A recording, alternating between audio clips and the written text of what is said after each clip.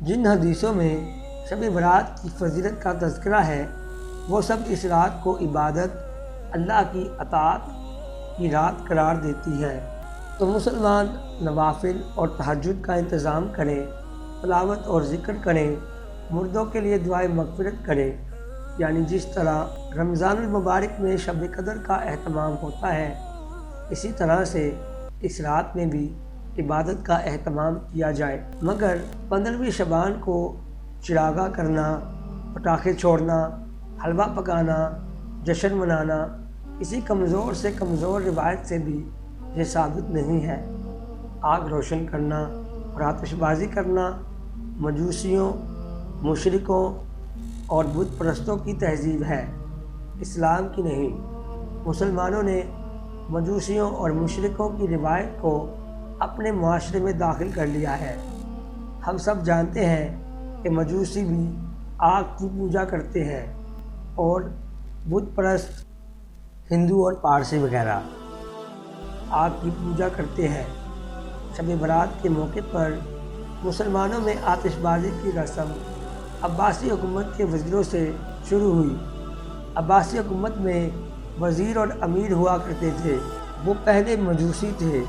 انہوں نے مجوسوں کے اثرات کے تحت آتش بازی کی رسم کو مسلمانوں میں داخل کیا اور ان کے ذریعے ہندوستان میں پھیل گئی، یہاں تک کہ بعض مسلمان حکمران بھی 15ویں شعبان کو آتش بازی کرتے ہیں اور اس کے لیے بارود کا ڈھیر جمع کرتے ہیں۔ وَأَنَّ هَذَا صِرَاطِي مُسْتَقِيمًا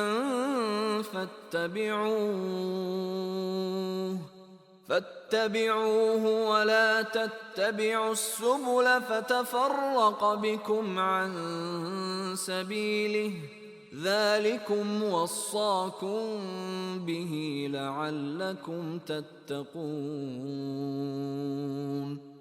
اور یہ کہ یہی شریعت میرا سیدھا راستہ ہے، سو تم اس کی پیروی کرو اور دوسرے راستوں پر نہ چلو، پھر وہ راستے تمہیں اللہ کی راہ سے جدا کر دیں گے۔ یہی وہ بات ہے جس کا اس نے تمہیں تاکیدی حکم دیا ہے تاکہ تم پرہیزگار بن جاؤ۔ شب برات کو منانے کا اہتمام پورے برِ صغیر میں ہوتا ہے۔ انڈو پاک، بنگلہ دیش سے زیادہ ایران میں ہوتا ہے۔ مسلمانوں کے دونوں گروہ یعنی شیعہ اور سنی اس رات کا بڑا اہتمام کرتے ہیں۔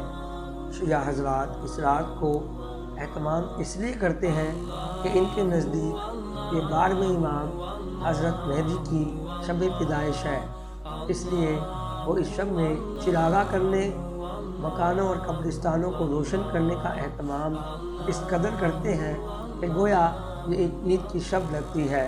اہل سنت والجماعت کے نزدیک اس شب کے اہتمام کی وجہ اور روایت ہے جو بعض کتب اور حدیث میں رسول صلی اللہ علیہ وسلم سے نقل کی گئی ہے، جن میں اس شب میں عبادت کرنے، نفل اور تلاوت کا اہتمام کرنے، مردوں کے لیے دعائے مغفرت کرنے اور دن میں روزہ رکھنے کی فضیلت بیان کی گئی ہے۔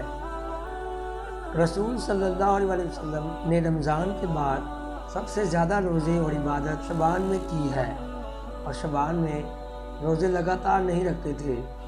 رسول اللہ صلی اللہ علیہ وسلم نے فرمایا کہ تم میں سے کوئی شخص رمضان کے 1 دن یا 2 دن پہلے روزہ نہ رکھے، مگر یہ کہ وہ شخص کسی خاص دن کا روزہ رکھا کرتا ہو۔ رمضان سے 1 دن پہلے وہ دن ہو، مثلاً پیر کا روزہ رکھنے کا معمول ہو اور 29 شعبان کو پیر کا دن ہے، تو وہ شخص اس دن بھی روزہ رکھ لے۔ اور ہماری اگلی قسط دیکھنا نہ بھولیں۔ آپ مسلمان ہیں یا نہیں، قرآن کو اپنی لینگویج میں پڑھیے اور سمجھیے، اور مزید انفارمیشن کے لیے ہماری سائٹ thinkallah.com کو وزٹ کریں۔